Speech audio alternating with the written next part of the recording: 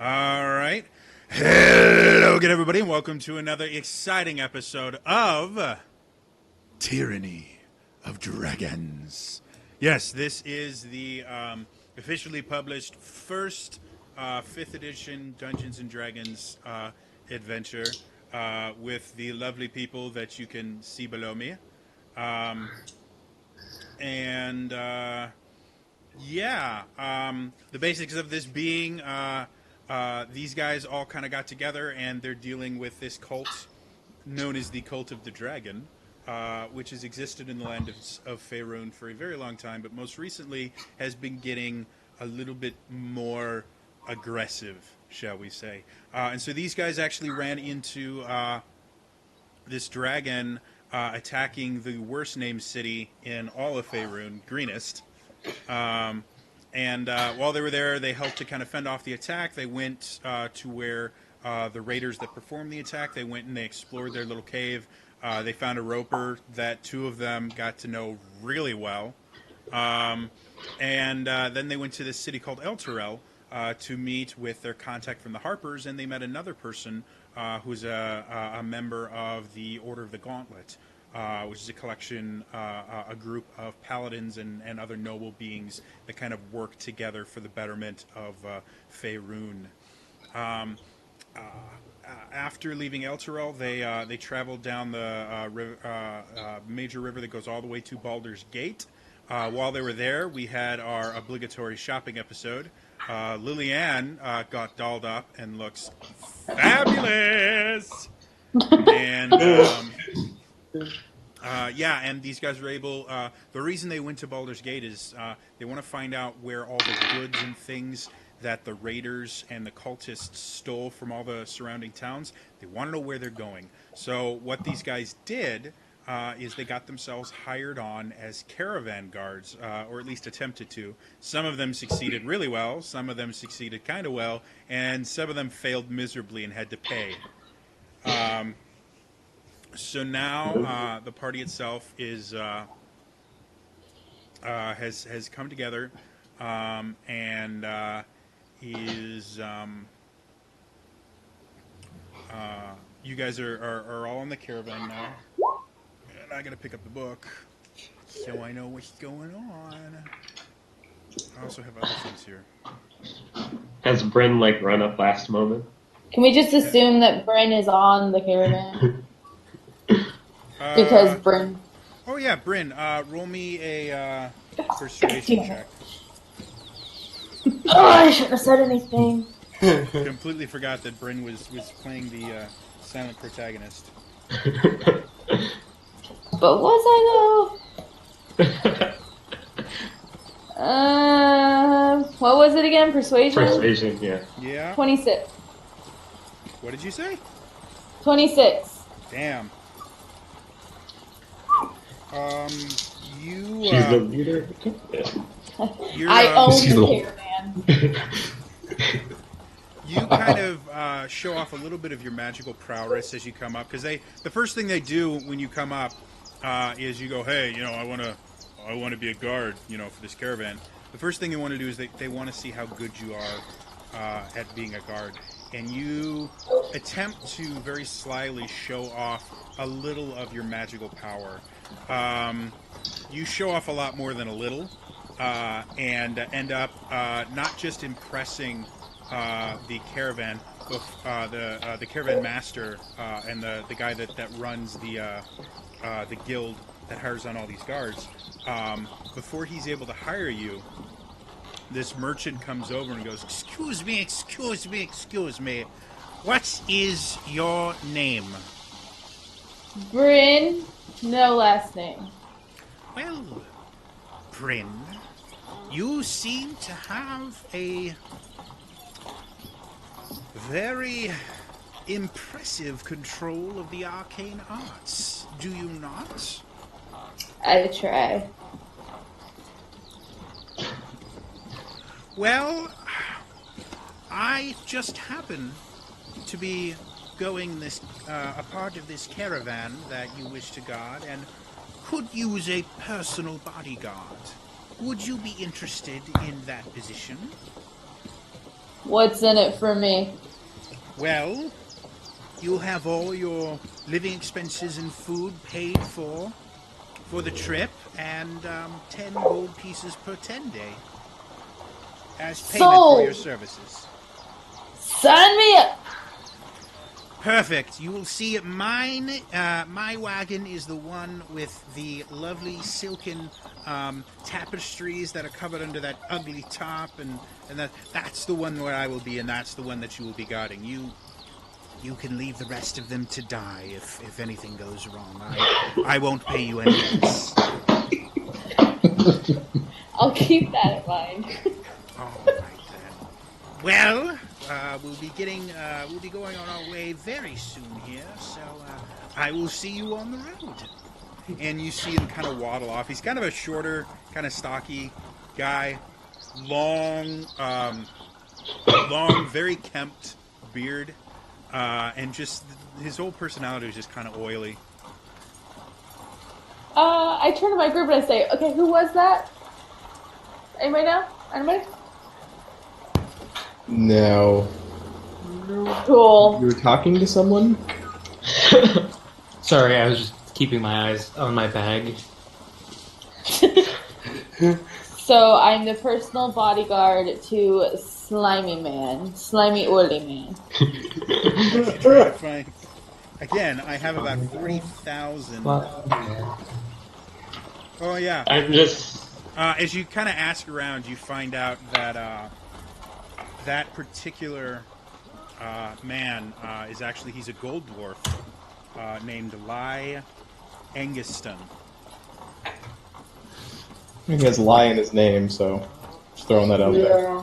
So I'm not going to trust him farther than I can throw him, and I'm pretty weak. Yeah.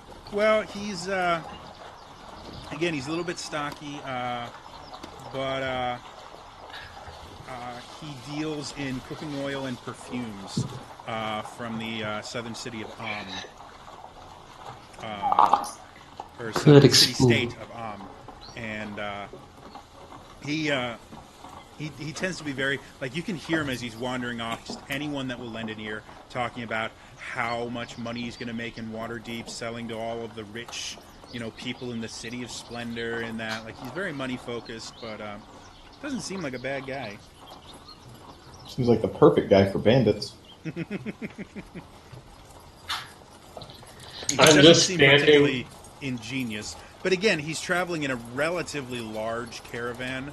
The likelihood of a bandit group having the numbers that would be required to attack a caravan of this size is relatively minor. That's why people travel in caravans from Baldur's Gate to Waterdeep. I'm just gonna follow like a half step behind Valdus to his side, like a lackey would. Gotta get really good at going, yes, sir, of course, sir. Would you like me to shine your shoes, sir? So, the caravan is going to be leaving within the hour. Do you guys have any other last-minute things that you'd like to, preparations you'd like to make before you get going? I'm good. I'm good. No. All right. So those of you that have been hired by the guild itself, you're actually called over to...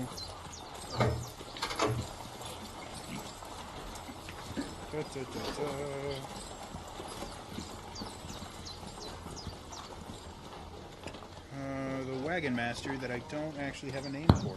Really? They give me a billion names and they don't give me the wagon master. Wagon von Wagenstein. So you're called over to the wagon master, who is basically the head of the entire caravan. This one in particular is a woman with slightly pointed ears. You get the idea that she probably has some elvish heritage in her lineage, but it's been diluted. And she stands roughly about 5'6", and kind of calls everyone over as she's standing on one of the wagons. She goes, "Okay, this is how things are going to go. I am the wagon master. You're all working for me. You can call me mistress, or you can call me sir. I don't care which. If I tell you to do something, you will do it immediately. If you fail in any of the tasks that I give you, we will drop you on the side of the road and continue without you. Do we have an understanding? Yes, sir, mistress. All right. You and you. And he points at Valdis and Altier. You'll take the front of the wagons and lead the way with me. You, he points at Lillian and another person, you will be our rear guard. You make sure nothing comes up from behind. If we lose something from the back of any of these wagons, it will be your ass. Do you understand? All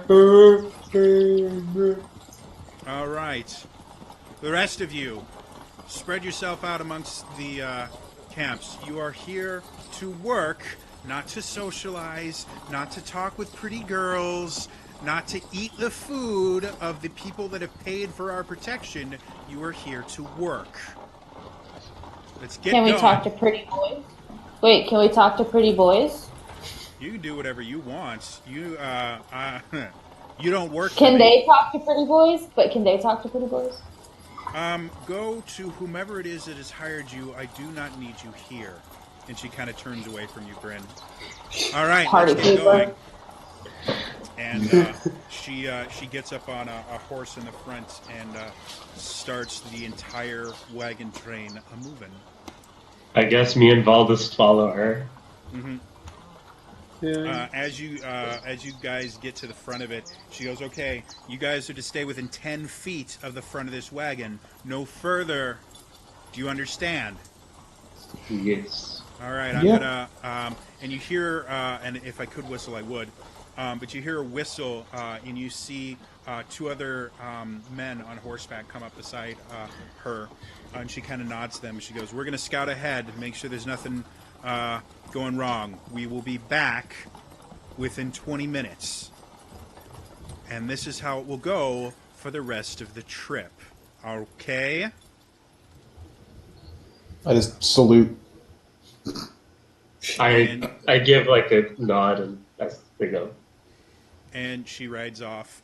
And you guys are now at the head of the caravan, so you kind of get to set the pace. All right.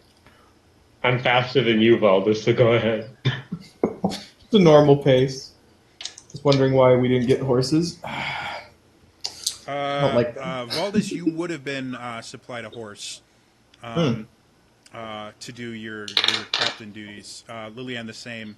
Altier, you would not. Yeah. He's little enough. He could fit up there. I'm not going to stop you if you guys want to double up. Before you guys leave, since you're still technically at the edge of Baldur's Gate, if anyone wants, they can get a horse. It's very common to basically rent a horse from Baldur's Gate to Waterdeep. So it would basically be 5 gold for the trip there, and you leave it in Waterdeep. As a passenger of the caravan, am I walking? Am I riding? That actually depends on how well you negotiated your passage. Go ahead and roll me a persuasion check. And real quick, am I riding in slimy oily dude's wagon with him? Yeah, he has a place for you in his wagon. Cool. So should I do the same if I want to do that? Yeah, anyone that had to pay to get on, roll me a persuasion check. I can't remember if I did or did not. No, you didn't. You're a normal guard. Yeah. Okay. So I don't know who I bought my passage from, but I laid it on thick. My sob story, the whole raised by wolves thing. I got a 20. Okay. I have the perfect person for you to deal with. Oh no. Hey, Valdez, Suddenly, I'm on horseback. Valdez, you want back of the saddle? You want front of the saddle? Front. Front? Okay. So you met. Uh,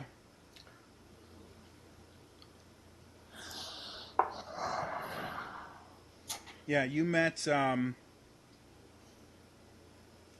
You met this halfling. What is it? He's a Lightfoot halfling. You met this Lightfoot halfling, and very quickly you learn that his name is Losvius Longnose, and you're relatively certain you know where his surname came from. His nose itself is remarkably long, and he seems to be poking it into everybody's business. So as you start just laying it on and talking about everything, he is enraptured with everything you're talking to. He's a teamster, and so he actually has a wagon that he's driving goods up to Waterdeep, and he decided he'd let you ride on his wagon in order to get to know you a little bit better, and he just pesters you with questions about you, questions about people you've traveled with. Whenever another group passes, he'll sit there and whisper into your ear, "Oh, did you hear about that one? That one over there, he was actually caught in Baldur's Gate with his breeches on the ground in the room of one of the noble's wives, and then he had to jump out the window, and apparently he sprouted wings and just flew all the way to the ground. I swear, honest to Lathander, I heard it from a buddy of mine. It was just the most amazing thing, and he is just constantly trying to find out information about everybody. Oh boy. My word, that is so scandalous. All right, so you guys go ahead and start off on your adventure. I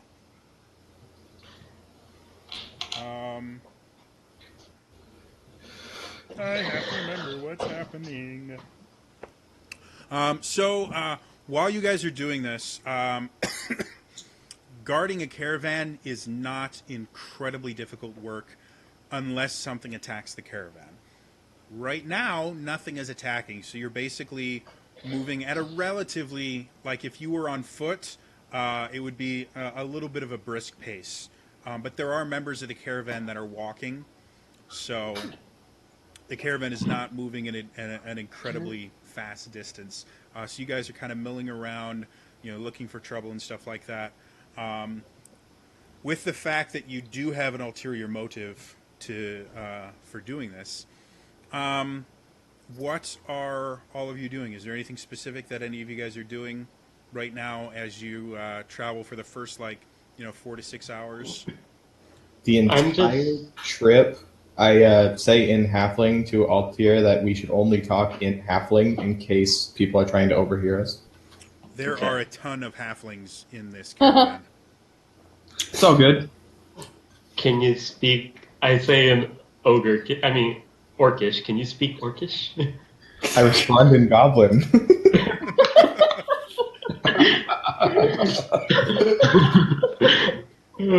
Well, after you guys are doing this for a little bit, you're kind of caught up in the conversation. You don't notice the mistress coming up, who goes, "You! Stop it!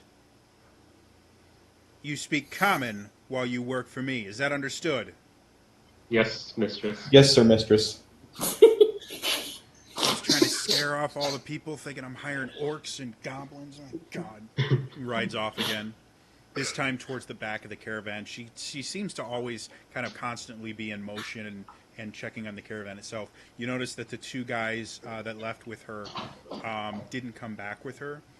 You get the idea that they're probably forward scouts, just making sure there's nothing that's going to, ambush you on the way there.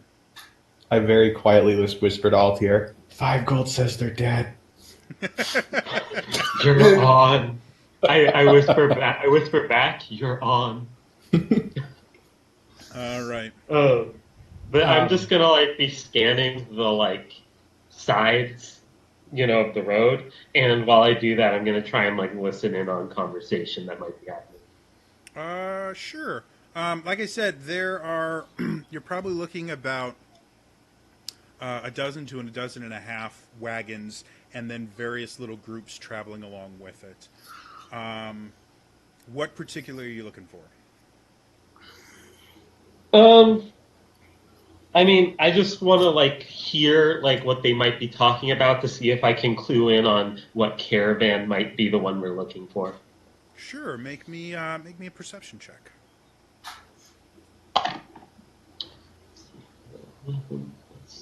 17? All right. So as you're at the front, you really don't have the ability to hear a whole lot without moving back, and if you move back, you're kind of afraid of what the mistress will do to you. Yeah. So you're only really able to listen to the caravan directly behind you. That caravan.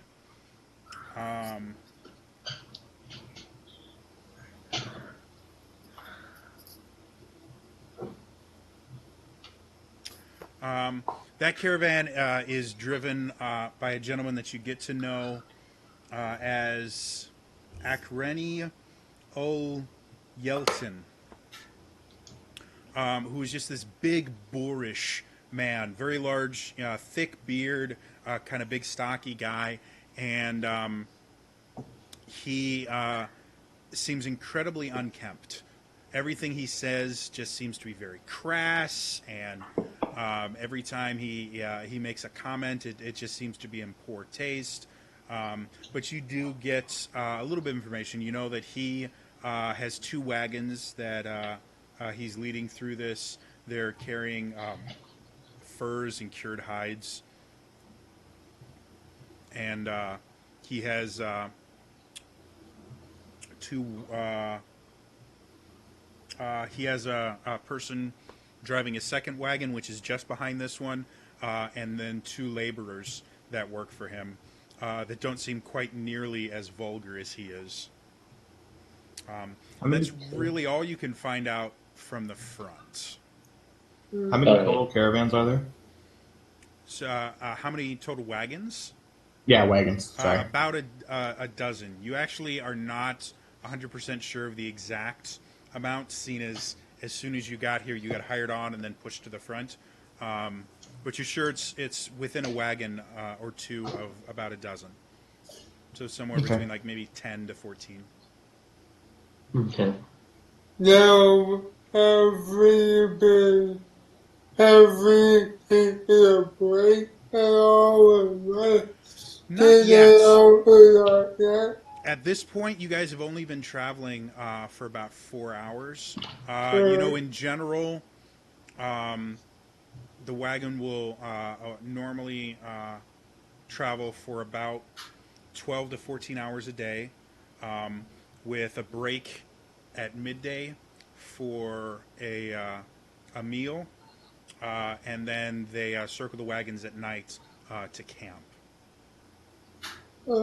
Sometimes you'll stop at an inn to sleep there. Sometimes you'll just camp off the road. It depends which part of the journey you're on. That's one of the reasons they hire the wagon master, is that she knows good spots where good places to camp. She knows how far you need to go each day so that you can end at an inn or something like that when you want to. That's why wagon masters in general are paid as well as they are, because the ones that suck don't get another job, and the ones that really know what they're doing know exactly where to go. So, all right.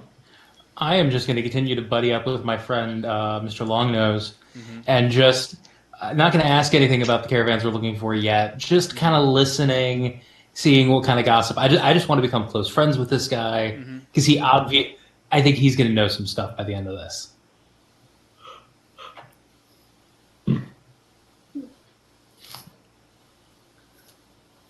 Los Vios, long nose. So he turns to you and he goes, hey, have you heard about this guy over here?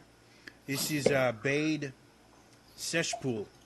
That Bade Seshpool guy, cannot stand the guy. You know what he does? He's the guy with the big old ale cart over there. He sits there and he sells his booze during the entire thing. Like, he doesn't even need to get to Waterdeep to get what he needs. You know, all he's doing here is he's selling his booze to people and he hits an in or two, but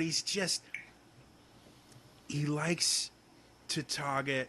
Well, you should actually probably be careful because he likes, cute little things, with a little bit of adventuring in them.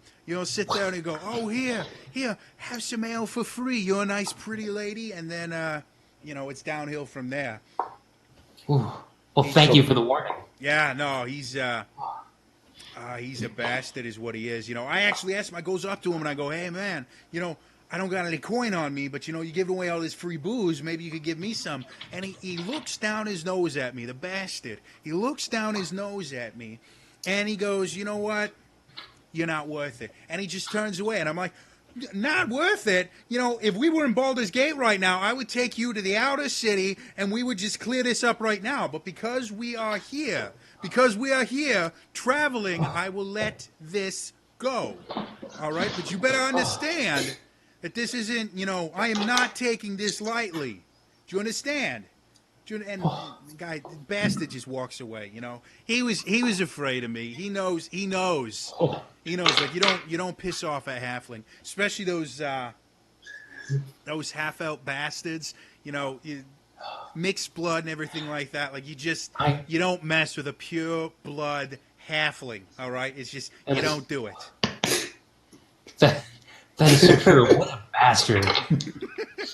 Just mongrel race. I like this guy.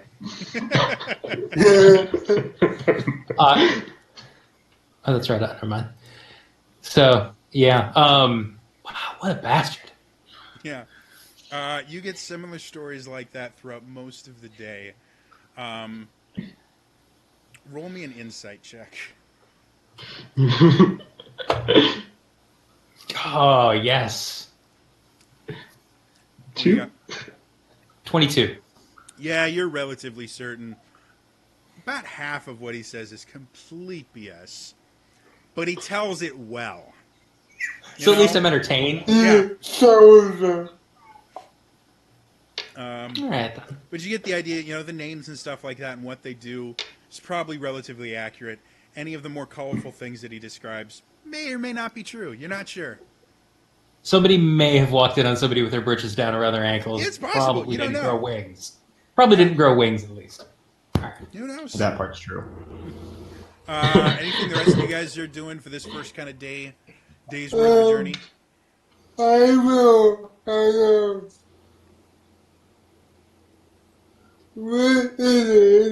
see if the Roman guards are talking about to each other and anything else. Okay. Roll me a perception check.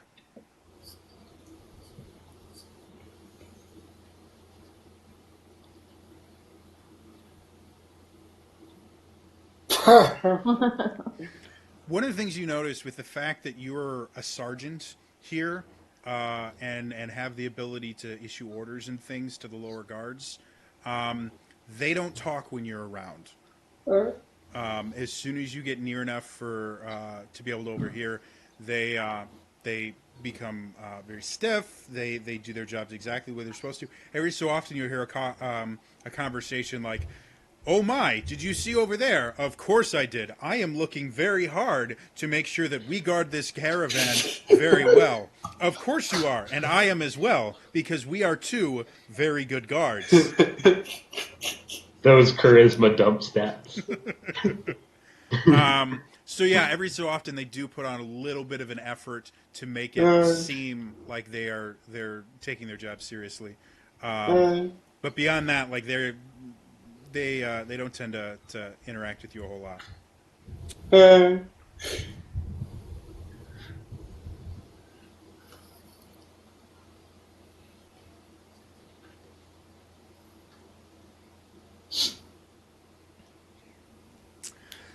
So as you guys kind of turn down, as you get to the end of your traveling day on the first day here, you eventually come to a relatively large inn.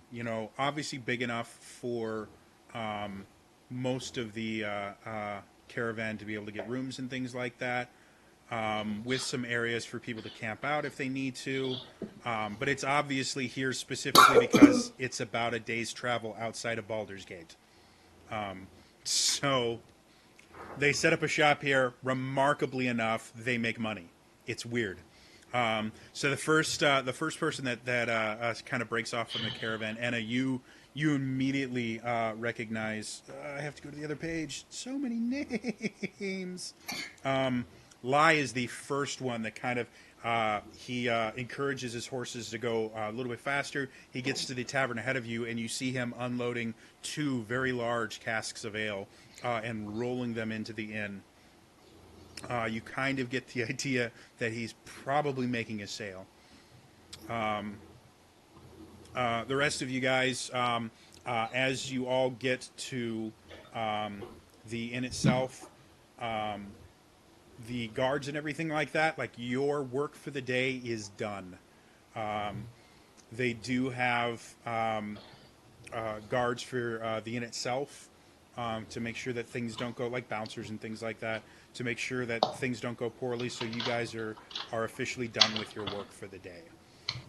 Everyone else, you technically didn't have work that you had to do, so...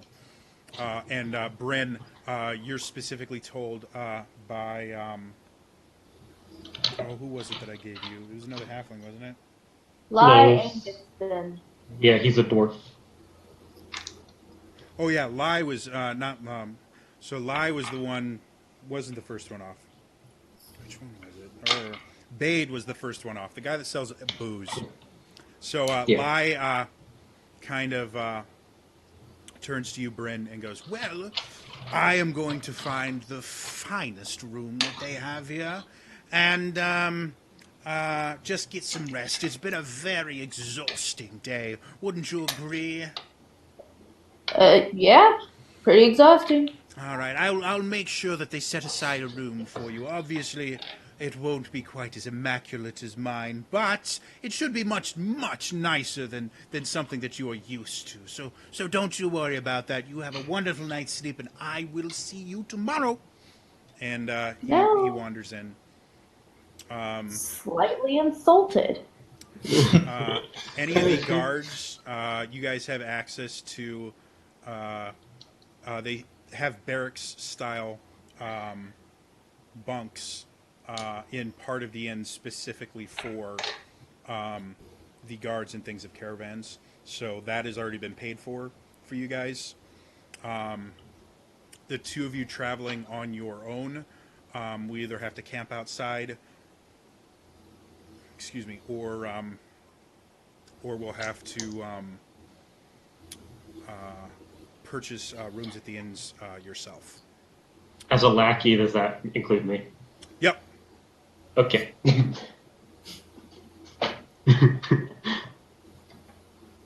All right, then. So, I believe it's Enna. You're the only one that had to pay for passage, right? Correct. So, what would you like to do? I'll go up front and ask them how much a room would be. As you come up, you see a man moving incredibly fast. You're actually really impressed because there are tons of people here all asking for alcohol. And you actually aren't able to get through for about like 5 or 10 minutes. And in that time, this guy never gets the wrong drink to the wrong person. Like really, really impressive. And he finally comes over. He's like, hey, what can I do for you? So, how much for a room tonight? How much for a room? Okay, I'll be right back to you. And he goes off and he serves 3 more people drinks. He's like, what kind of a room are you looking for? You looking for something cheap? You looking for something nice? We got everything and everything in between, too. More cheaper than nice. Well, if you'd like, for 2 silver pieces, I can let you sleep with the gods. The only thing you got to worry about, though, is if you sleep with the gods, you're going to have to deal with their captain, wagon master, whatever it is. She's a bit of a crazy person. Yeah, maybe something a little bit more private. Well, I can give you your own room for. Well, let's see. And you see him just sit there. Be right back. And he goes and he serves 3 more people drinks. And he comes back. I got 1 room left. It's all I got left. It'll be 5 silver pieces, unless you want one of the really nice rooms, and then I'll be quite a bit more. 5 silver sounds delightful. All right. And he kind of just looks at you expectantly. Here you go. 5 silver. All right, and he slams a key down on the table. It's like, upper room, second door on your left, okay? All right, I'm coming. And he goes. I'm gonna hop up on like a bar stool and just wait. Within about, again, 5 to 10 minutes, he finally gets to you. It's like, okay, what can I do for you? What can I do for you? Can I get an ale and maybe a nicer than normal room? Well, let's see what we got here. You know what? I just sold my last decent room, but you know what? I do have one of our suites. That'll be 2 gold pieces for the night, though. I slide him the 2 gold. Okay. Here we go. And he comes over and he gives you this flagon of ale without spilling a drop, and he's gone again. Cool. I'm gonna find like a nice corner to drink that in and just watch the crowd. Okay. The rest of you? Can I pretend that I'm sleeping in the barracks, but actually be trying to listen in on people's conversations? Definitely. Make me a performance check. Oh boy. Come on. That would be a natural 4, so 2.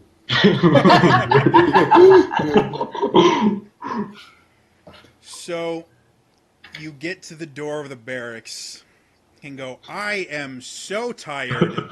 I must sleep now. I surely hope no one comes into the room and talks about things secretly, for I would not be able to hear them, being sound asleep. Then lay down in the bed and go.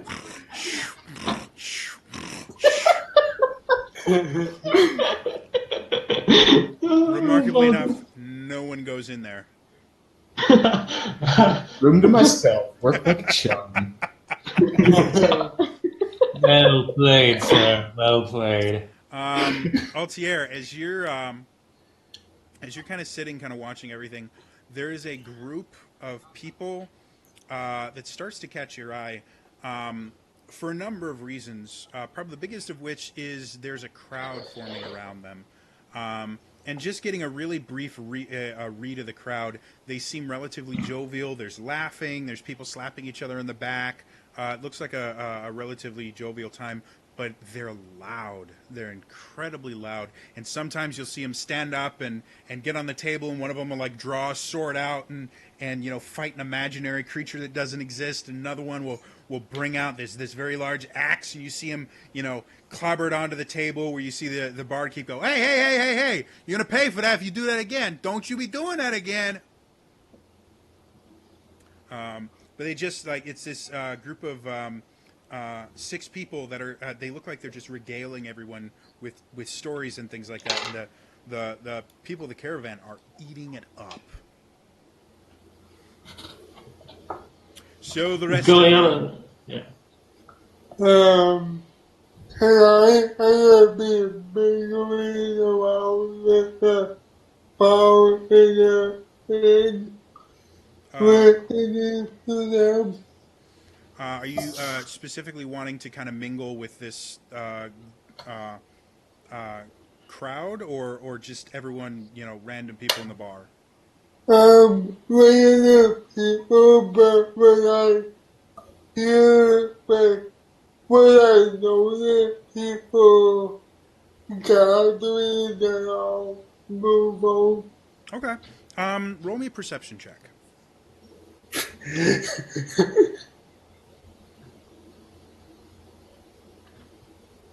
10. Okay. As you're wandering around, you're not really picking up a whole lot because of how wild this part of the inn is. It's hard to pick out conversations without making it look like you're trying to listen in on conversations. So you're not able to pick up a whole lot, but you do start picking up a lot of what this adventuring group talking about. And as you get closer to them, you don't actually have to join the group to hear what it is that they're saying because they are loud and boisterous. You listen to them, and they're talking about some of the adventures they've gone on. One of the stories that they tell, they go to this tower that's slowly sinking into a river nearby, and so they have to battle these water elementals and these strange cultists that are worship water. It's a water cult, and you listen to them. They kill this miraculous giant water elemental by throwing this cup at it, and it's this really, really crazy thing. And they're able to leave the tower just as it collapses into the river itself, and everyone else in the tower drowns. And quite a few other stories like that where they just keep getting more and more miraculous. But they're very, very well told, and whenever they get to the more exciting parts, they act out portions of it. Much to the chagrin of the bar, the person that's running the bar right now, because every so often they'll hit a chair or something and cause damage. Can I say something? Definitely, go for it.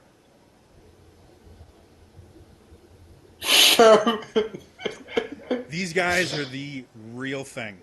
You have no reason to distrust them at all, and the adventures, while they are very much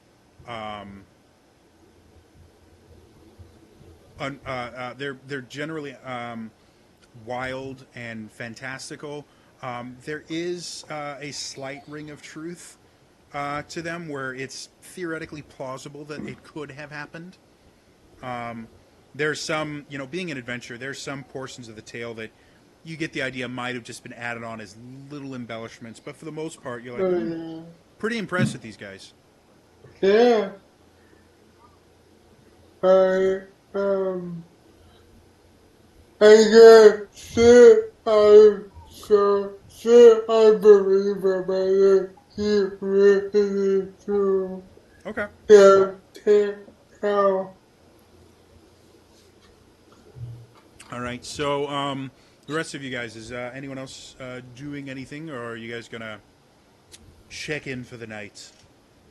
I'm gonna take a semi-what mental inventory of the cart and Slimy Dude's cart. Mm-hmm.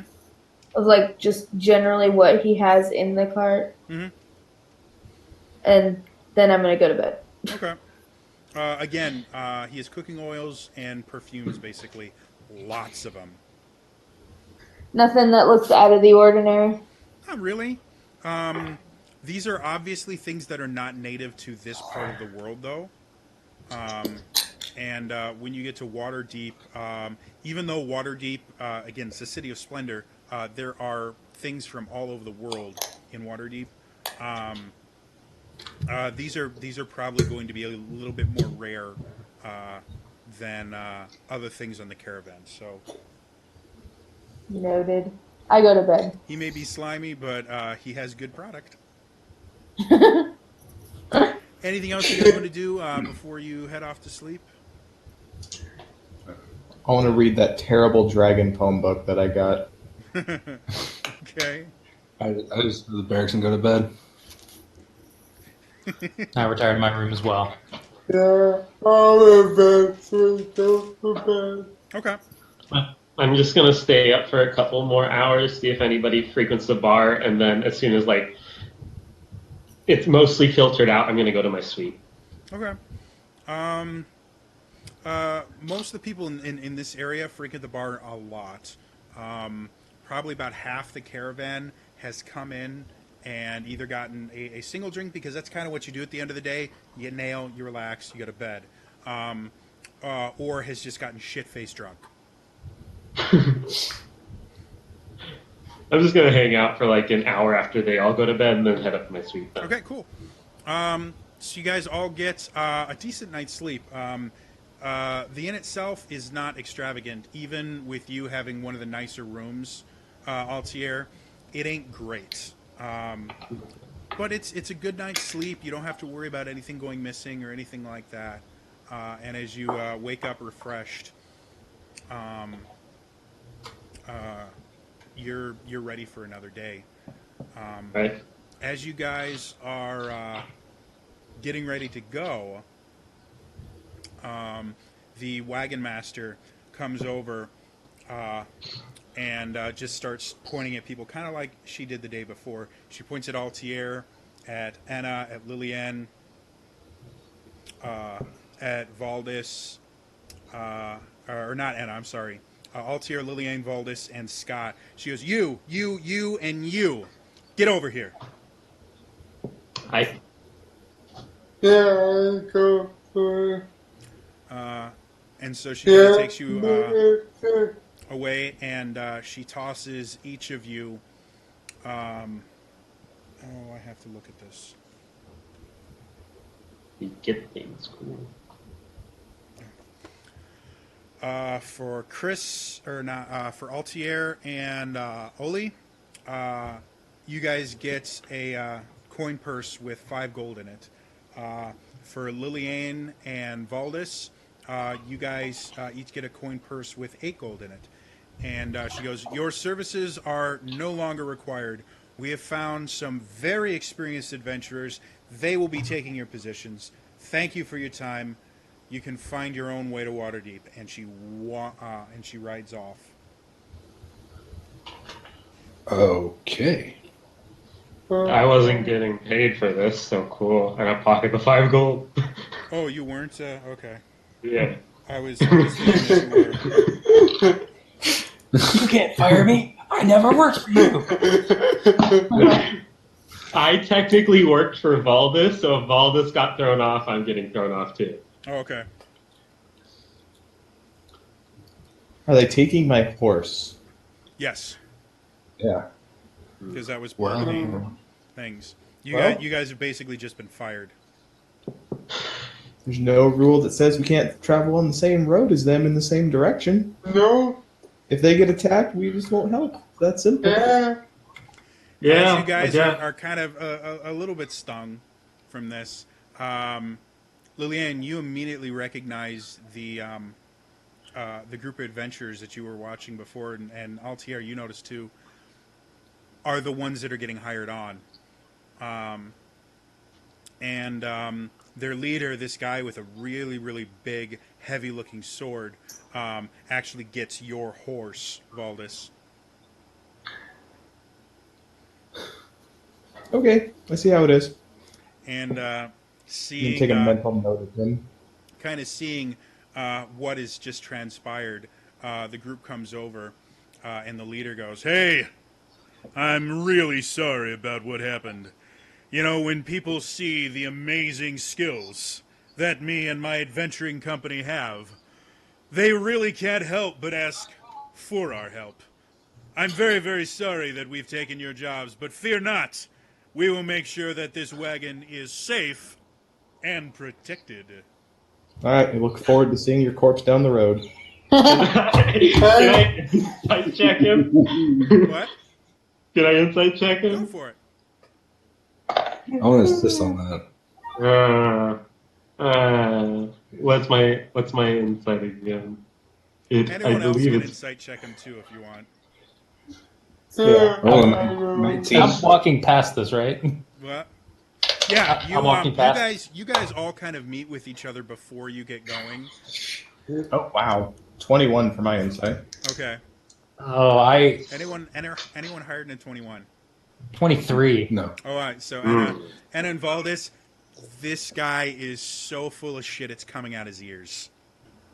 During his speech, all I can think of is turning into a bear and just ripping him in half. He literally both Anna and Valdis, you guys from kind of looking at him and starting to look at the rest of the group, you notice that the really impressive looking greatsword on his back is wooden. It's an incredibly well made replica, like it looks real. And it may even have some metal trim and stuff on it, maybe some aluminum or something to give it the shine that it's supposed to, but it's fake. And the weapons themselves are fake. You can see, one woman who keeps talking about the arcane beyond, and I can see into it and pluck your future from it. No magical talent whatsoever. Can I flag down the mistress? Yes. How muscled is this guy, by the way? The one with the wooden great axe. The guy with the sword, you mean, or? Yeah. He is in really, really good shape. Okay. Call the mistress over, please. Yeah, I want to flag the mistress down if she's within earshot still. I would like to. She doesn't seem to care about you. She'll be like, fine, I see you like people with wooden weapons protecting you. Ha! I can completely understand you being intimidated by my incredible presence, but you shouldn't feel the need to try and lower me to your standards. How about... Don't worry, we'll protect you. And he rides off very quickly. Head mistress, if I can beat this guy in a fist fight, or he can have his weapon and I'll just fight him with my bare hands. Talking, she goes, listen, you've already lost your job. Have a little bit of dignity and leave me the fuck alone, all right? And she rides off. Have fun dying. I just give her the double birds and she rides off. I want to walk up behind. And Bryn, you guys, because you are not employed by the wagon master, you guys are still with the caravan. Bryn, you have your nice oily seats next to your favorite person in the world. And you have a brand new group of stories about the crazy things that happened at the inn last night. Apparently somebody got pregnant and had their baby at the same night. There was magic involved. However, once the baby was born, it transformed into a dragon and flew off. Oh, which is why there isn't an extra baby wandering around, It's amazing. That is shocking. Did you hear about those adventurers? They just let go 4 of the guards and then brought on these new guys. Oh yeah. I totally was listening to them talk all this time. Oh my god, these guys are the real deal. They actually took out an ancient red dragon using nothing more than their fists. Like, they just strangled the guy to the ground because it's just that amazing. And then that chick with the stick. Oh my god. You know what she did? She sat there and she has this deck of cards, for like playing 3 Dragon Ante. And so what she does is she spreads them all out, and then she says, go ahead, pick one of the cards. And I'm like, oh, sure, I'll pick a card. That's not a big deal. And so I pick a card, and you know what happens? No, what? She shuffles the deck, and then out of nowhere, she makes my card. It's on the top of the deck, and she goes, is that your card? And it was my card. Like, she is some kind of witchcraft, amazing sorceress kind of thing. Like, amazing stuff. That sounds amazing. So, but you think they're real? Oh, definitely. These guys are just phenomenal. That's exactly, these guys are just crazy, awesome, amazing guys is what it is. We're lucky. I actually heard that those guys that just got, they got rid of them, they weren't even all that great, And they barely knew which end of the sword to stick in the bad guy. So we're in a much better place now. Trust me on this one. We're in a much better place. I don't like this guy anymore. Foreshadowing is real, and I love it. It's cool. It's so cool, guys. It's cool.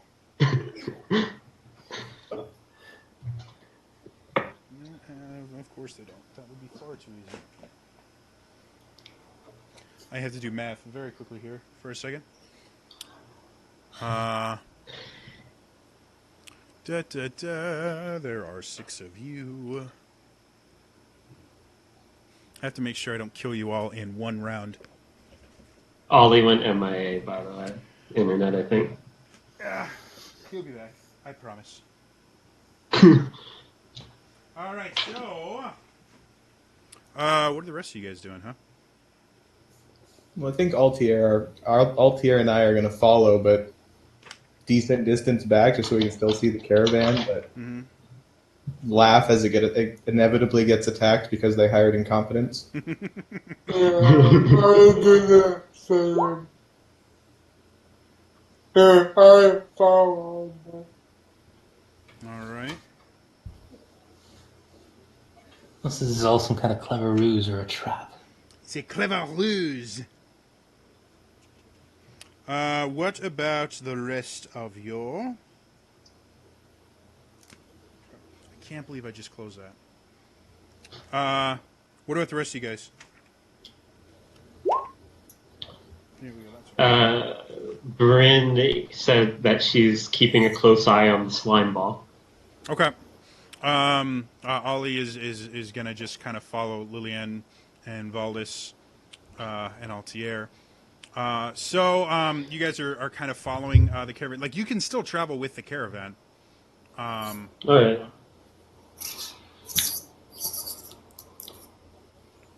I'm gonna. When Anna finds her cart again, I'm just gonna be like at the side of it, walking. You start getting hearing some of the amazing tales of this adventuring group, along with random encounters between some of the female members of the caravan and his new friend, who apparently knows half of the caravan biblically. So tell me this, Lucius. Have you ever heard of trap magic before? He's like, trap magic? No, I never heard of his trap magic. What's trap magic? My friend Altier here is an expert on it. Really? You know I a wave. new school of magic. And so he kind of waves you over. He's like, so really, what is this trap magic that I've heard so much about? Because, you know, I know just about everything that needs to be known. Like, if you need to know something, you come to me. I'll tell you exactly what you need to know, okay? So, but I never heard of this trap magic stuff, so you gotta fill me in, all right? What is this trap magic? I start telling him how it's a type of magic that only rogues can make and wizards can't decipher it, and it's made in a way that you can't actually disable it using a thieves' tool set. That is impressive. That is very impressive. That is probably the most impressive thing I've ever heard in my life. So, like, can you do this trap magic? Like, are you a trap magician? I can do it. Just if I did it here, it'd be really dangerous for the caravan. That is amazing. You know, I understand completely. Like, I got some skills too. Like, I don't like to brag about it because, you know, I'm a humble guy. You know, I don't like people thinking I'm like too impressive or anything like that. But I got some skills, you know, and I know exactly what you mean. If I was to show off my skills here, like the wagon caravan master, like, she'd be done. Like, no one will ever hire anyone else other than me, you know, because I could just do it all. So no, I understand what you're saying. Yeah. Just for the sake of how terrible I've rolled insight, can I roll insight again? On him? Yeah. Yeah, go for it. Oh, nat 20, 23, 24. He is not quite as full of bullshit as the new guards, but he lays it on thick. Most of what he says is based on truth, though. Like, you get the idea. Most of what he says started as something real. It doesn't really resemble it anymore, but at one point, it was true. So he might know a few tricks, but... Yeah, you know, you get the idea that he probably would not be completely out of his realm in a fight. With a 20, with a nat 20, you're relatively certain he's not that great. Like, he would not make it as an adventurer. Okay. But he's not completely inept. All right, so did you have something you need to say? No, I was gonna bring up the topic if he's heard anything about the cult of the dragon or something. Oh, shh, dude, you can't say stuff like that, you know, because cults in general, they're creepy things. But yeah, I heard about the cult of the dragon. I heard I heard that they go around and they actually go and they kill dragons, and then they resurrect them as Dracoliches. That's what they do. So they go around and they slay dragons and they bring them back as Dracoliches, and then they use those Dracoliches to do variety shows in, like, Neverwinter. Like, they bring them in and then they make them stand on, like, their hind legs, and then they they have two of them, and then they tie their noses together, so there's like a rope on them, and then there's a monkey that, like, he walks across and does a merengue. It's really impressive. That is interesting. It doesn't seem as dark as what one would think. What with Dracoliches. Yeah, I mean, the Dracolich part. If you don't tip them well, they lay waste to cities. That's what they use the Dracoliches for. But it's adorable to watch. A little monkey climbs up, like the rib bones. He climbs up there and then he dances his little dance, on there. And he goes, yeah, he's a monkey dance. And then he comes down, and then they sit there and they don't even ask for tips. They just look at you. If they don't get enough tips, that's it. That's it. The town is done. Do you remember? What was it? One of the towns that they did. It was this big Coromir. Do you remember Coromir? It's this big elven place. They did a show there, and elves, because they're kind of stuck up and real cheap. Elves in general, they didn't tip them at all. Whole city gone in a night. Whole city gone. I pulled my hood a little bit closer to cover up my ears. Yeah. Elves. Whole city was just wiped out in a night. And now, Coromir doesn't even exist anymore. Netheril, same thing happened in Netheril. They were in Netheril when his cities were flying. They didn't pay him well. Boom, straight to the ground, crashed it completely. So the moral of the story is always tip a Dracolich. Always tip a Drac. You, my and friend, tip well. You, my friend, know what you're talking about. All right, that's good. So this conversation's been going on for hours, and it just gets more and more bizarre. Anna, you may not know, but Altier, living in Mulmaster, Cormyr is just to the south of Mulmaster, and it was an ancient elven city-state that was ravaged, and eventually actually had a confrontation with Netheril when Netheril was brought back to the prime material plane, and the city of Netheril actually was a floating city, and it crashed down onto Coromir, destroying both of them. That's what actually happened. Did nothing to do with the Cult of the Dragon. So I'm just sitting there just nodding at him. Because that's my part of the world, so I'm just like, Yeah. Again, little tidbits of truth, like Coromir was a real place, really did get destroyed. Netheril was a real place, really did get destroyed. And then just total bullshit. So as this is going on, eventually... why not everybody go ahead and give me perception checks?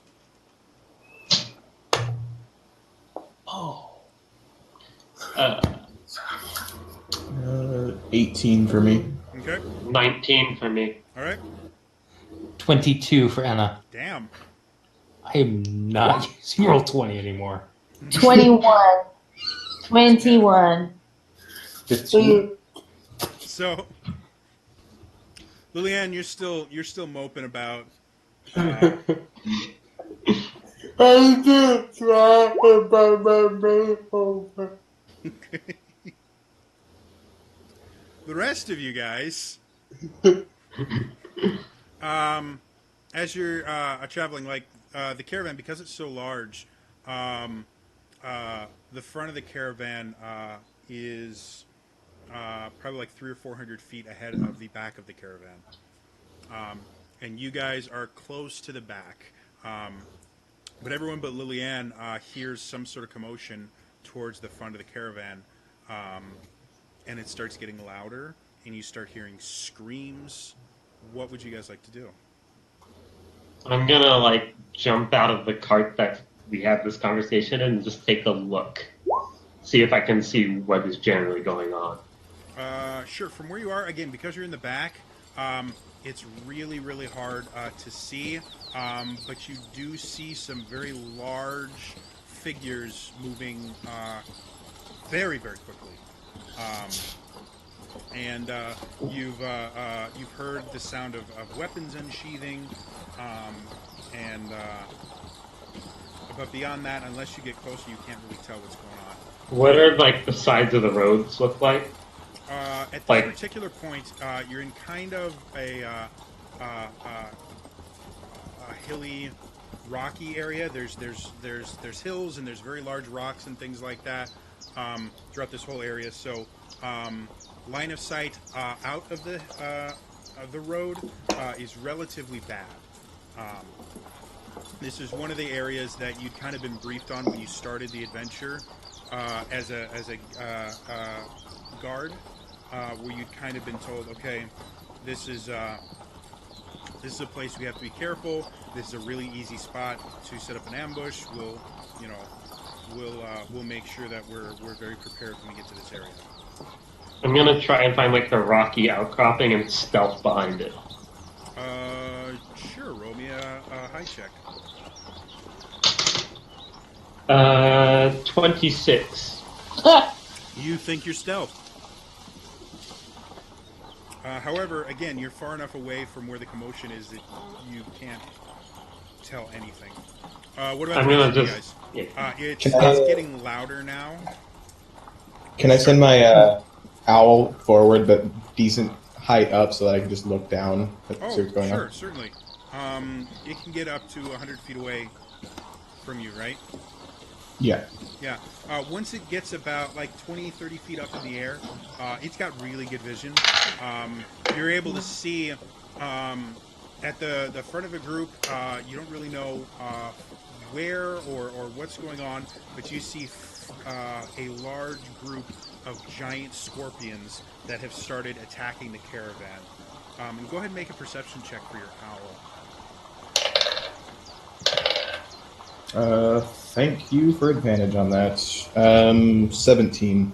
And your owl, with very, very keen eyesight that the owl has, looking around, you can see some of the caravan guards are coming up to try and fight him. They're not doing as well as they could because the large concentration of guards in the front were the people that replaced you, and you can see they have all gathered behind one of the wagons and are cowering in fear.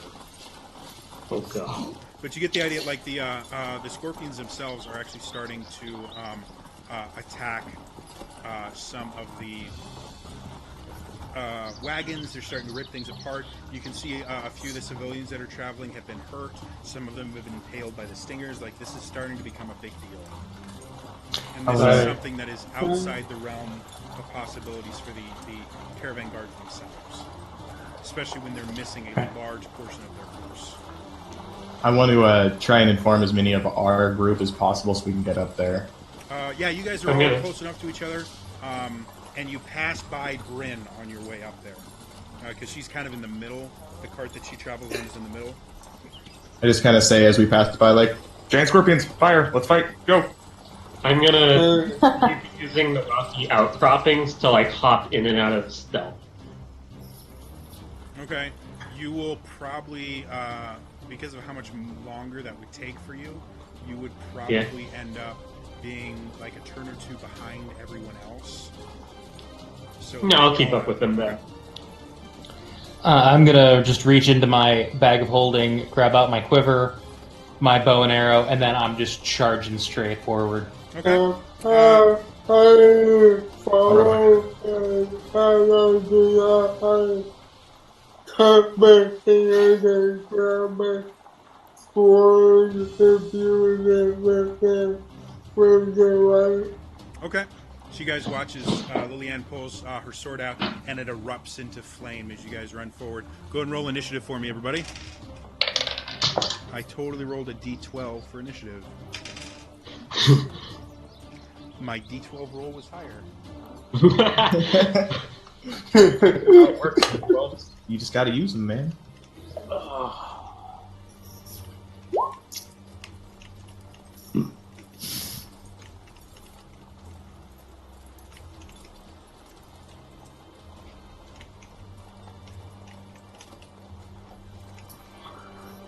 All right, Altier, what you got? 17. Anna, 20. Liliane, 13. Baldus, 16. Bryn, 16. Ollie. 14. All right, Anna, you get up there, and as you get up there, you see two large scorpions, and yeah.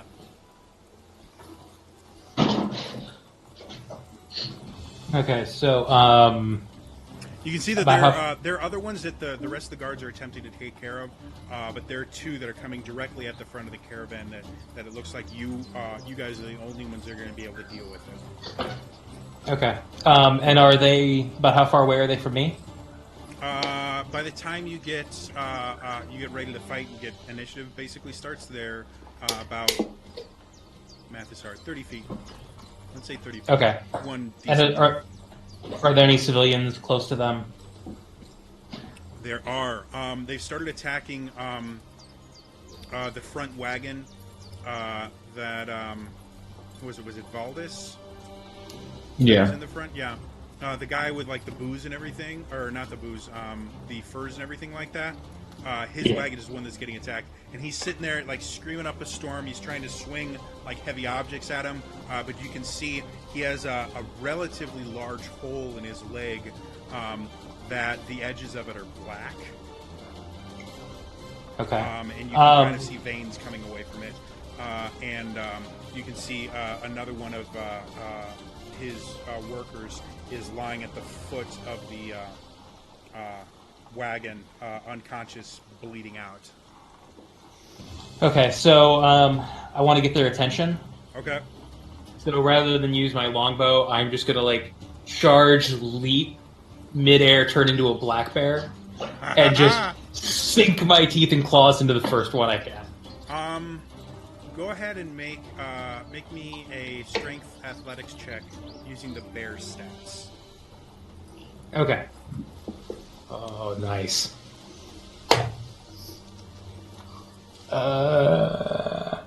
11. It's not too bad. So you're sitting there, and as you're running, you guys start seeing hair, very thick, black hair, start growing out of Enna, and then it looks almost like he trips or she trips and starts to fall over.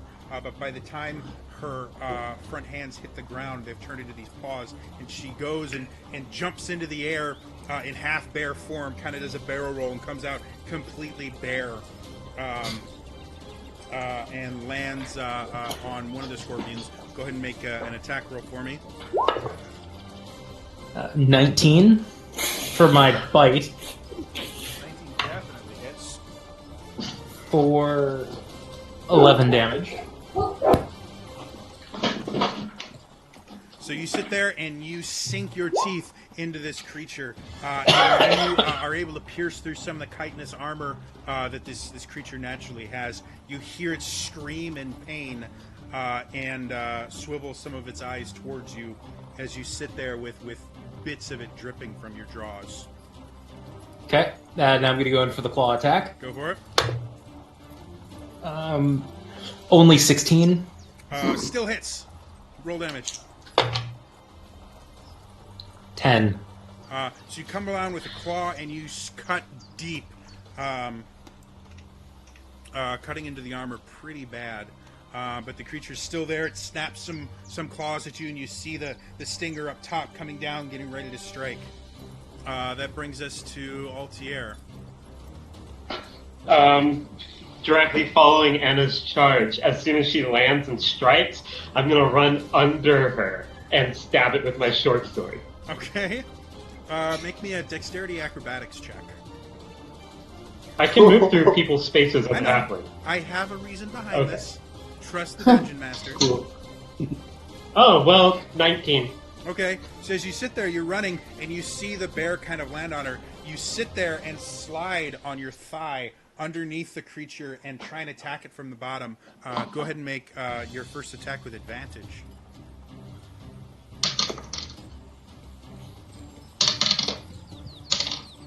Natural 20. Damn! Oh. You do get sneak attack on this, so Yeah. roll that beautiful bean footage.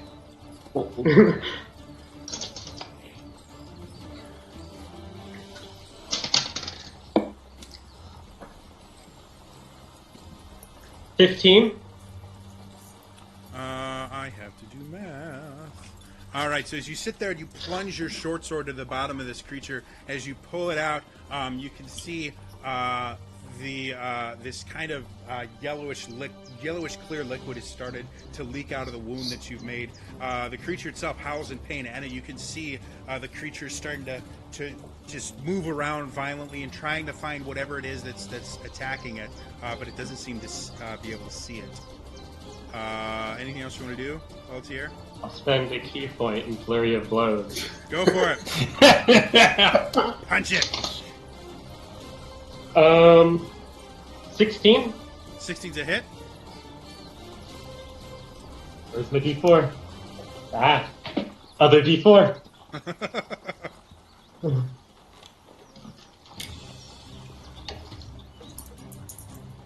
There it is. 5. All right, so you sit there, punch as hard as you can, and crack more of the carapace, doing more damage. It's still upright. Okay, one more of them. Go for it. 10. As you sit there and you come around with a kick, you hit a relatively hard part of the carapace, and your kick just bounces off without doing any damage. Valdis and Bryn, who wants to go first? Ladies first. Okay, how far away am I?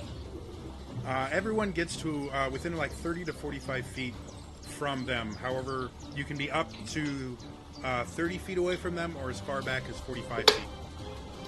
I want to be within 30 feet of them. All right. That's Are where you any start of your them?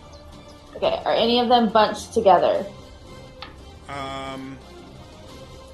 Not really. They were attacking two different parts of the cart, so they're about 10 feet apart. Okay, I'm going to cast Cloud of Daggers. Okay. Centered on the one that's closest to me at the moment. Okay. Do you want the one that Anna and Altier's attacked, or the one that hasn't been attacked? The one that hasn't been attacked. Okay. So you cast Cloud of Daggers. If I remember correctly, it creates a cloud of daggers, right? Yeah, it's a Cloud of Daggers in a cube, 5 feet on each side. Okay. So you guys watch as Bryn sits there and starts manipulating the weave, and you see her kind of create this spectral dagger in her hand and throw it, and as soon as it reaches the designated point, it splits into hundreds of daggers that are just flying around in this area. And I believe that's a save at the beginning of their turn, right? It doesn't say there's a save. It says a creature takes 4d4 slashing damage when it enters the spell's area for the first time or starts its turn there. Oh, so there's no save? No. That's bizarre. I wasn't aware that there was no save on it. That's kind of a cool spell. So I got it. Anything else you want to do with your turn? Nope. All right, Valdis. Do something cool. Maybe? How far away is the guard that looked really bad was bleeding? About, you can be as close as 30 feet. Okay, I want to throw a healing word towards him. Okay. 5. And then I want to cast Shield of Faith on Altier. You can't cast two leveled spells on the same turn. You use your bonus action to cast a spell. The only other spell you can cast has to be a cantrip. Alright, then let's just go with the classic of Firebolt. Okay. So you guys watch. The first thing that happens is Valdis clutches his holy symbol and speaks this word, and you see the worker that was bleeding on the ground starts to shake their head a little bit, looks up, sees where they are, and can't do anything because it's not their turn yet. As he does this, a bolt of fire escapes from his hand. And 16 to hit. That's a hit. Go ahead and roll damage. 8.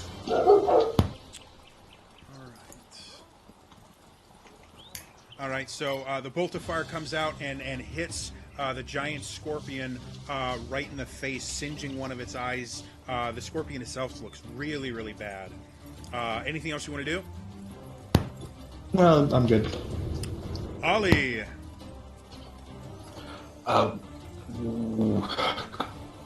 Which one did Valdez attack? Was that the one that It's the Bray injured one. attacked, or the one that? Yeah, the one that Altier and Anna attacked is the one that Valdez attacked. Okay, I want to attack the one that Bray attacked Okay. with guiding bolts. Okay. And I want to go ahead and do second level. Go for it. Make me an attack roll. That's 18. 18's a hit. Roll damage. That's 5d6.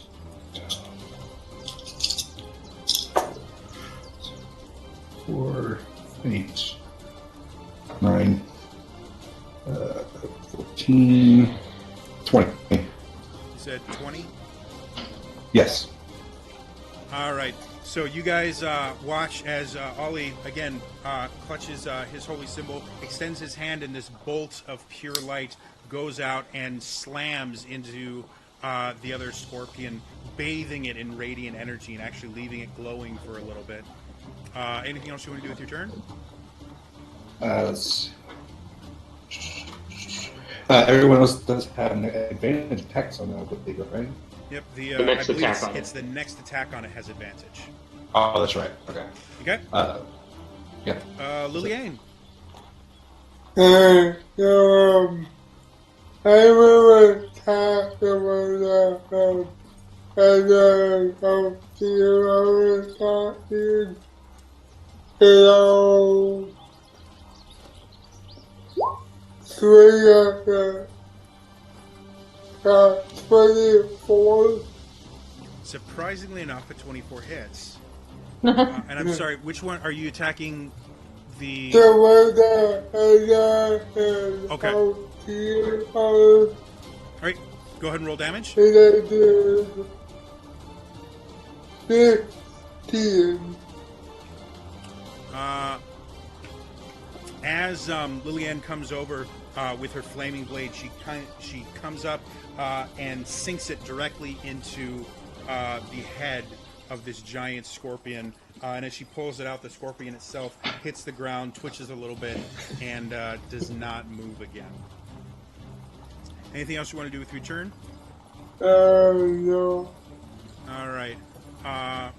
From behind you guys, one of the scorpions that the other guards were dealing with has finished off the guards that were dealing with it, and it comes up behind you guys to attack you. So there's a grand total of 2 of these guys. Since you killed one and we just added one.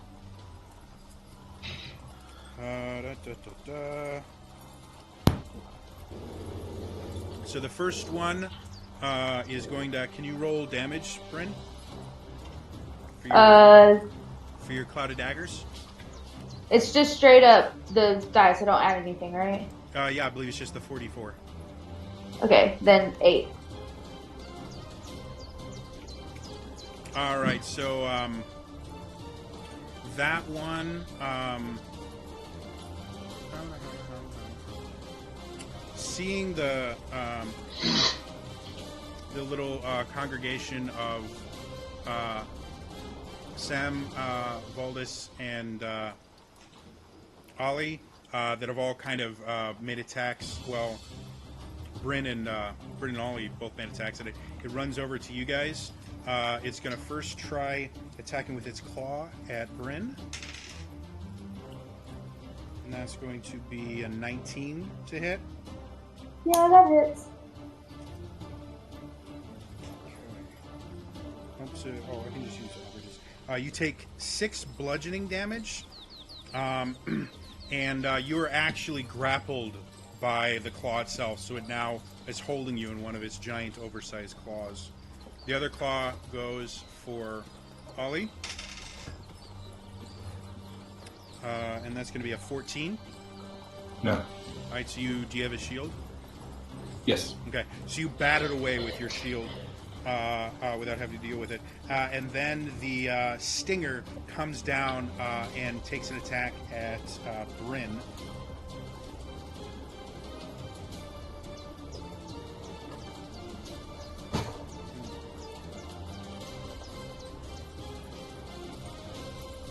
And that doesn't matter, okay. So it takes a sting at Bryn. And that's going to be a 20. Yeah. All right, you take 7 piercing damage, and I need a Constitution saving throw. Oy vey. Okay.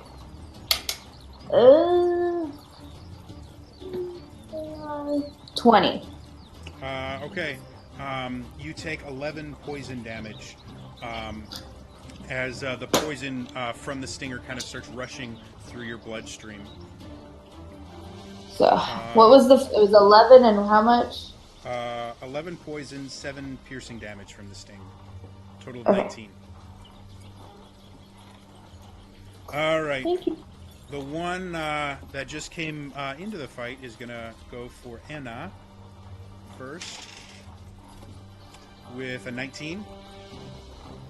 That hits. 6 bludgeoning damage, and you are now grappled by it. And it's also going to try and attack Liliane with a 9. Let's just ignore that. And then while it has you in its grip, you see the stinger come down to deliver a death blow to you. Don't worry about it, though. It misses completely because I'm rolling. And that ends that. Enna, you are grappled by this large scorpion. Okay, so if what am I thinking of? Since I'm a bear, if I were to change shape, would that automatically, could I automatically escape grappled, you would just kind of shrink into the claw. I'd say so go for it, Enna. Just go for it, Enna.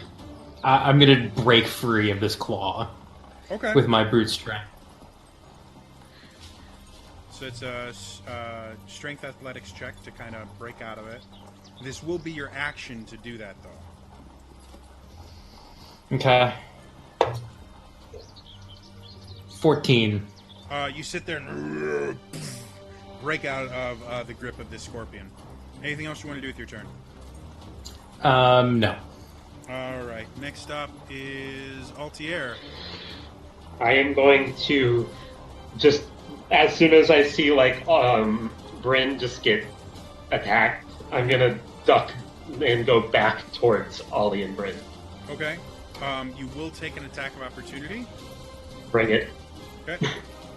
Reaches out with its stinger.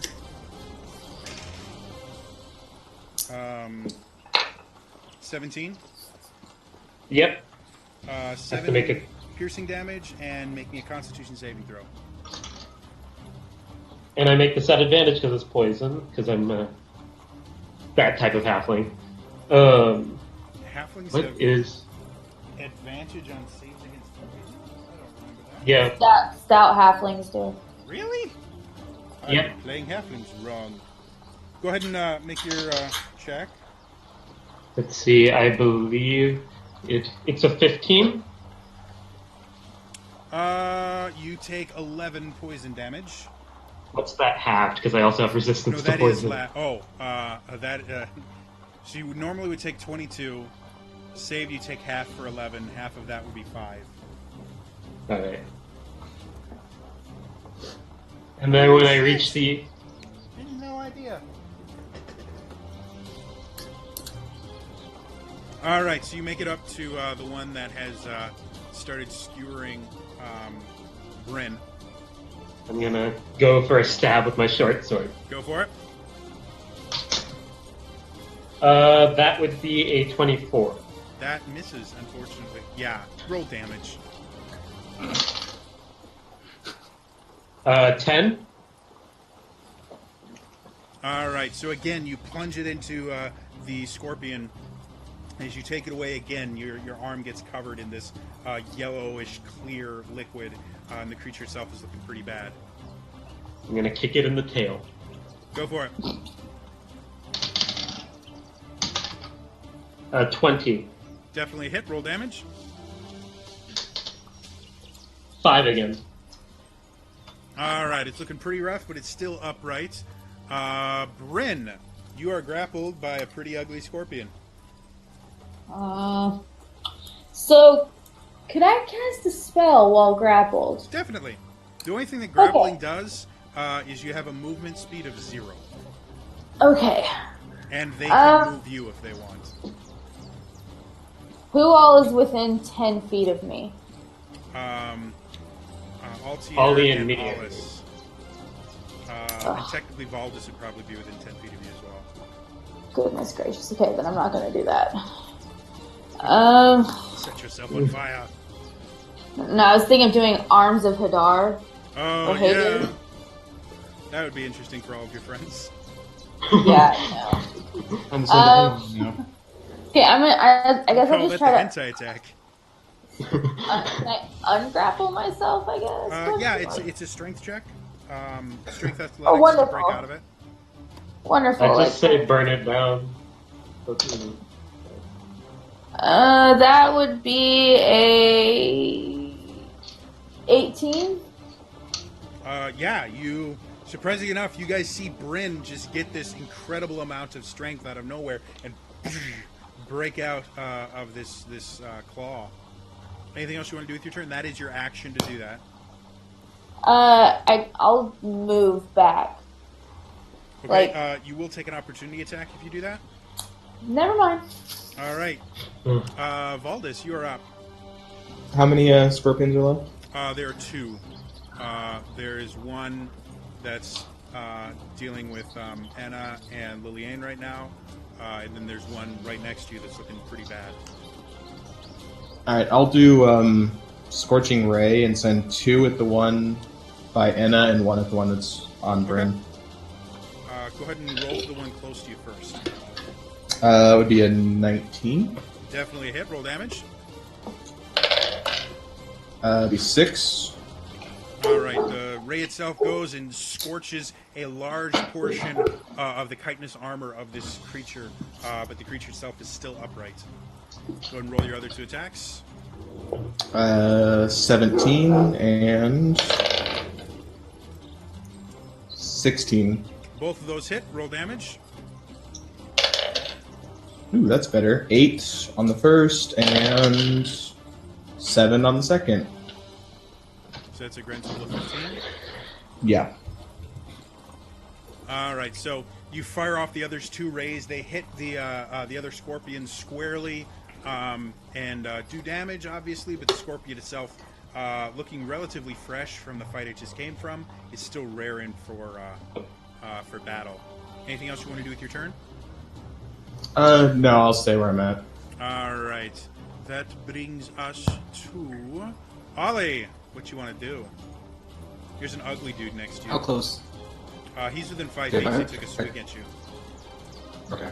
I want to cast Inflict Wounds. Okay. So that's 20, D20, right?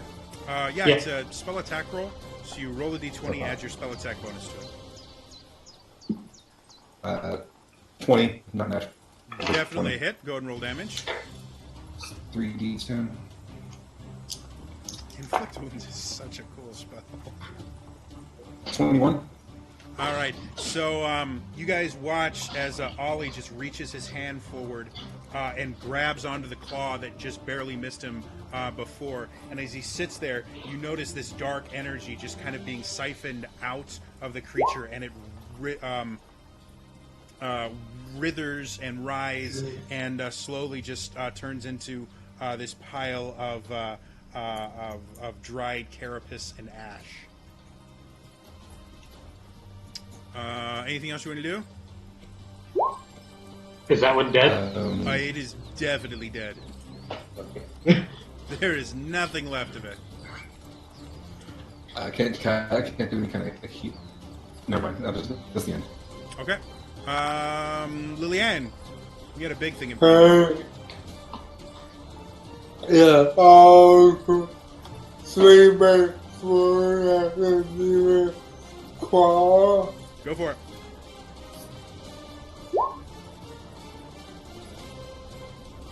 Wow. So as you swing the sword, it bounces off the chitinous carapace that this creature has, and you're unable to find any purchase in it. Lillian, did you have the +1 bonus for being a masterwork weapon now? Yeah. Okay. Anything else you want to do with your turn? No. All right, then we go to the final scorpion that is there. It's going to take one swing at Anna first. Math is hard. 11. I can't remember Black Bear's. That is my armor, so yes, that Okay, hits. so 6 bludgeoning damage, and you are grappled. Lillian, the other claw comes for you. 6. No. No.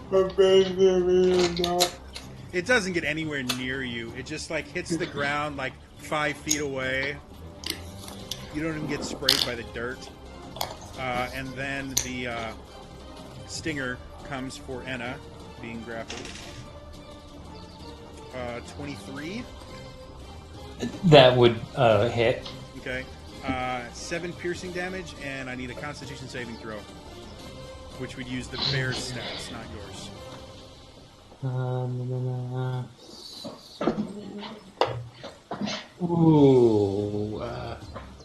21. You're fine.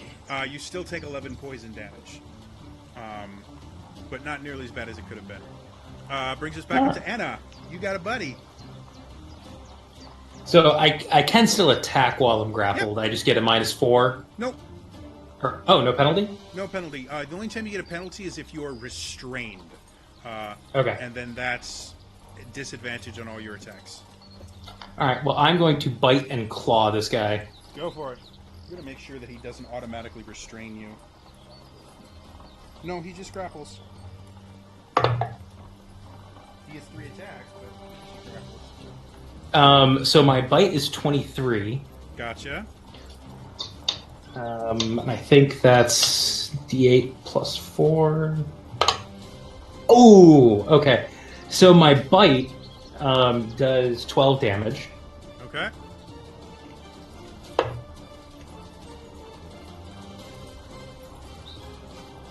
Um, 12 for my claws.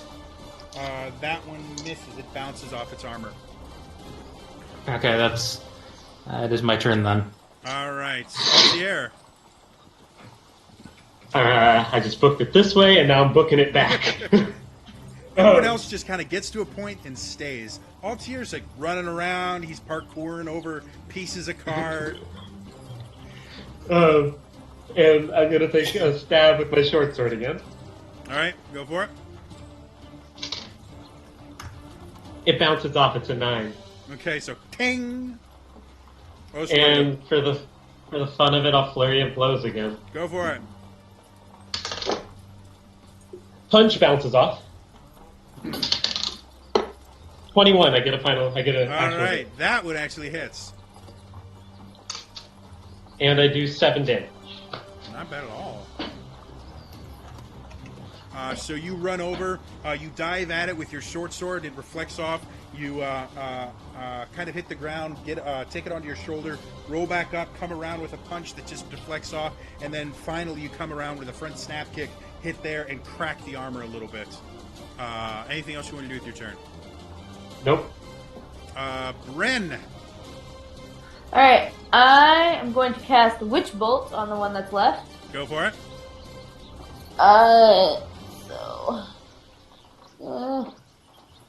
18. Definitely a hit. Roll damage. 12. All right, so you guys watch as Bryn sits there again, conjuring and manipulating the weave and shoots this bolt of energy that flies out and continues to connect her to this creature. Anything else you want to do with your turn? Nope. All right, that brings us to Valdis. Are there any other civilians that are looking worse for wears? Near enough for you to do anything. The guy that runs the wagon, the one that you heard before that was kind of vulgar, he's starting to look like he looks really, really pale. The wound in his leg has become almost entirely black. You can see these black veins coming off of it. You're relatively certain he got stung by the scorpion there, and the poison is working through his bloodstream right now. Well, I guess I'll run over to him and see if I can help in any way possible. Okay. Well, what would you like to do? As you get over there, he's almost to the point of delirium because it's been a while since he got stung, and the poison works very, very fast. He is still conscious, but he looks pretty bad and looks like he's in a lot of pain. Do people count as food? They do not. So I can't purify him. No. Very strange question. I mean, there are cannibals. I figured I'd throw it out there. As far as like removing poison from someone, you would need to use like a lesser restoration spell. However, any healing spell from the brief amount of time you spent learning healing magic from your deity, I think it's Myliki, right? Yeah. Okay. You know that any healing spell will help someone. It'll help close the wound. It'll help cleanse the blood a little bit. It won't remove the poison. It will give them a much better chance of being able to fight it off naturally. I'll just do cure wounds on him then. Okay.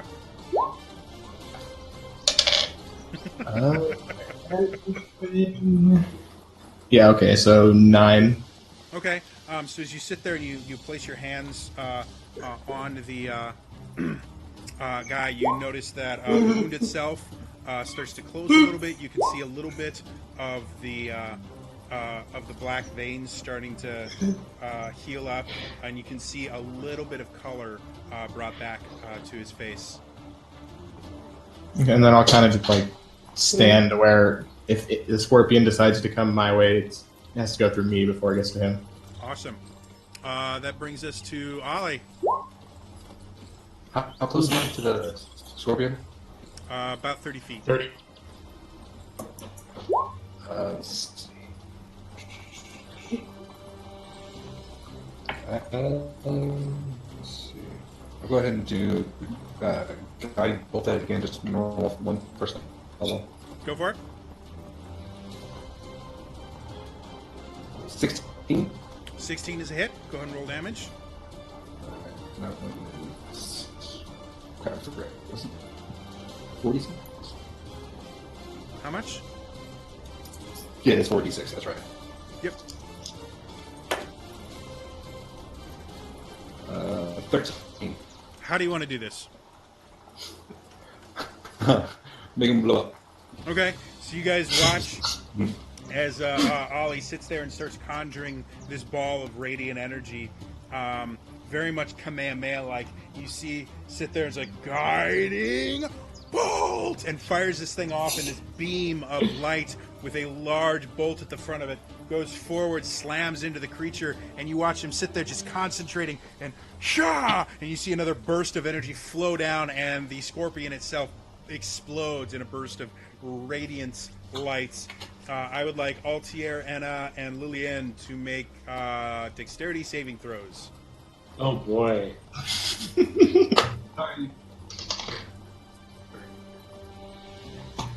13.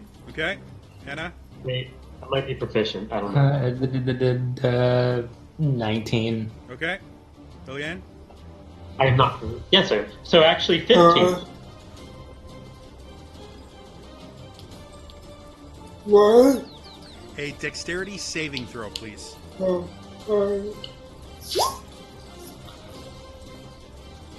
17. So you guys see this giant kind of wave of energy coming at you guys. You get the idea what's about to happen, and you bolt away from it, just narrowly avoiding getting covered in scorpion pieces. Technically, I am grappled by the scorpion. Am I still able to get away, or You do I get make covered your in? dexterity saving throw with disadvantage. So 19 and 8. 5.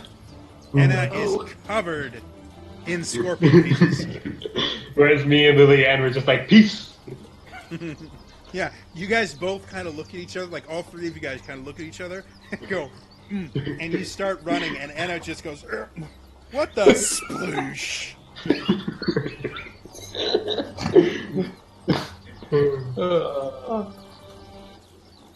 And that ends that. I'm just sitting up on my haunches, covered in scorpion uck. You see a few other scorpions that attack the caravan are slowly being taken care of.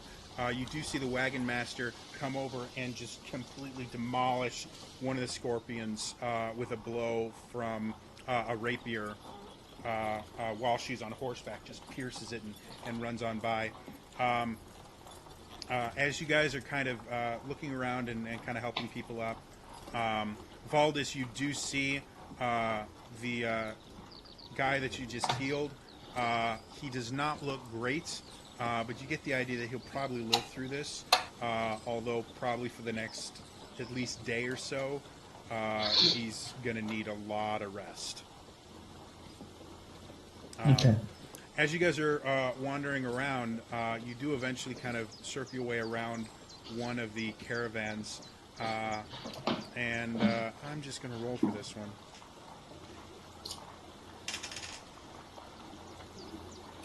Well, that was the only connect. Can I cast Cure Wounds on Bryn? Okay, so I'll go ahead and roll the hit points for that. I'll do it at second level. One more, and at 14. Okay. So, Bryn, you now have 14 more hit points. Lillian, as you guys are kind of coming around, you come around one of the wagons and you see this flash of something quickly moving at you, and you just very, very slyly just move a little bit, and you watch this sword hit the ground right next to you. And you see the leader of this adventuring group going, "Ah, don't hurt me!" And then he sees who it is. Is like, "Oh, it's a good thing I was here. Otherwise, that ghost would have attacked you and drained your soul. Don't worry about it, little friend. I'm here to protect you." Since I'm still in bear form, I just want to walk up to him, right in his face and roar. As you get within about, as you round that, he sees you in bear form, not realizing who you are, and he picks up his sword again, and he's like, "Ah, please, no, stop!" I'm just gonna hop on Anna's back. I would like to bite his sword, rip it from his hands, and just smash it. As you do that, you bite into the soft wood of the sword with the kind of like a metallic plating on it to make it look real. Goes straight through it. You rip it apart. You break it into a couple of pieces. He's like, "Ah, please don't kill me, save me!" And he goes over to Lillian, and he kind of not really picks her up, but forces her in between him and the bear. He's like, "You get the sword, and you kill the bear, because the bear can't kill me." I'm just on Emma's back at this point, just like... I bring my two baby for the face and the And as this the flaming sword comes up, he's like, "Ah!"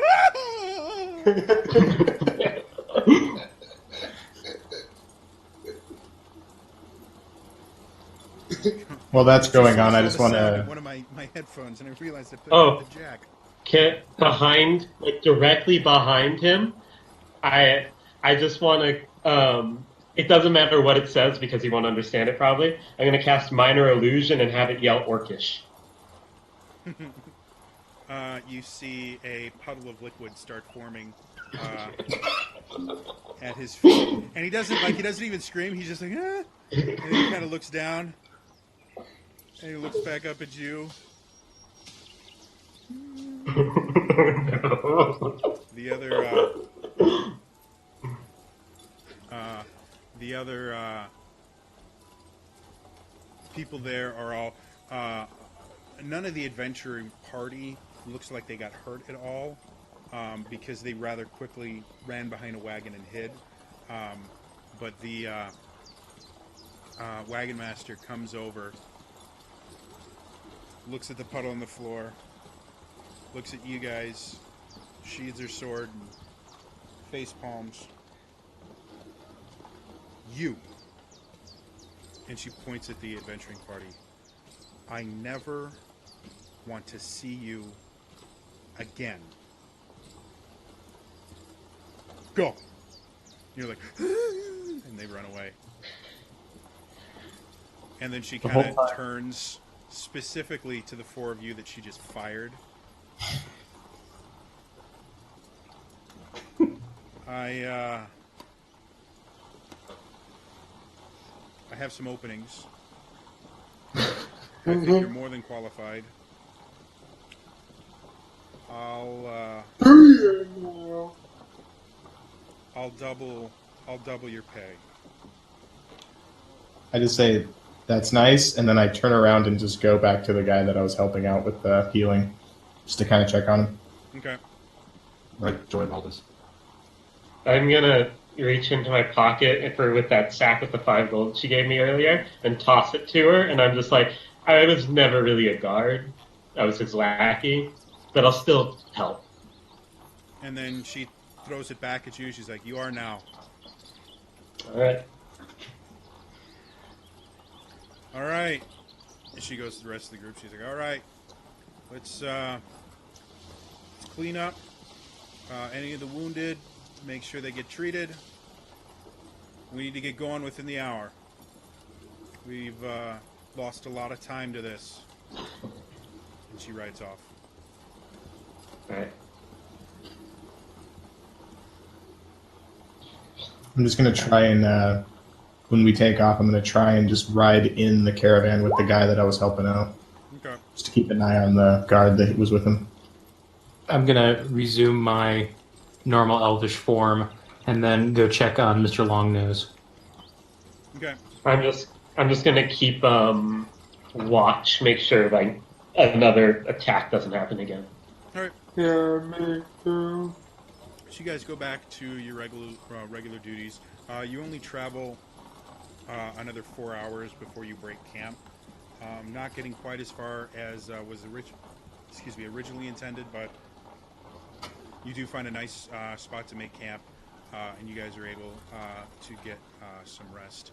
And that is where we are going to end it for tonight.